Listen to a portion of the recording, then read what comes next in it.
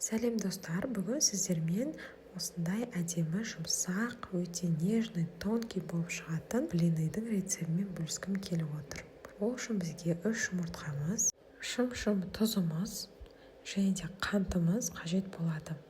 Осы үшеуін венчикпен біркелкі болғанша араластырып аламыз. Миксерді қажет етпейтін өте оңай рецепт. Әрі қарай мен сүтімді құйып алдым. Сүтіміз міндетті түрде жылы болуы керек. Негізі сіздерге айтар кеңесім, сүт пен ұнды кезек-кезек қосып араластырып отыруларыңызға кеңес беремін. Себебі мен бірінші сүт қосып артынан оның барлығын қосқандықтан кішкене комочектар болды және оны ұзақ араластыруға тура келді. Ал егер де сіздер бірінші ұныңыздың жартысын қосып, сосын сүтіңіздің жартысын, сосын қайтадан ұныңыздың жартысын солай кезек-кезек до конца істейтін болсаңыздар, ешқандай комочек болмайды.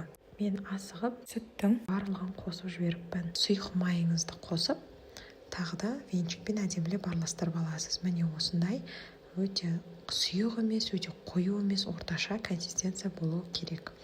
Қызып тұрған табамызды кішкене ғана сұйық маймен майлап аламыз. Майымыз қызғаннан кейін бір ожаумен осылай алып, блиныларымызды біртіндеп екі жағы қызарғанша пісіріп аламыз. Міндетті түрде орташа отта пісіретін боламыз. Шет-шетін көресіз, мен осылай қызарған кезде ақырын шет-шетін босатып алып, екінші бетіне ауыстырамыз. Екінші беті тезірек піседі, сол себептен өстіп қарап-қарап қоямыз.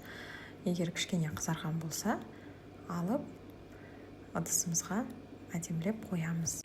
Осы рецептпен менде 16 дана блины шықты. Өте тонкий, өте дәмді және бірден еш қиындықсыз кез келген адамның қолынан келетін оңай рецепт.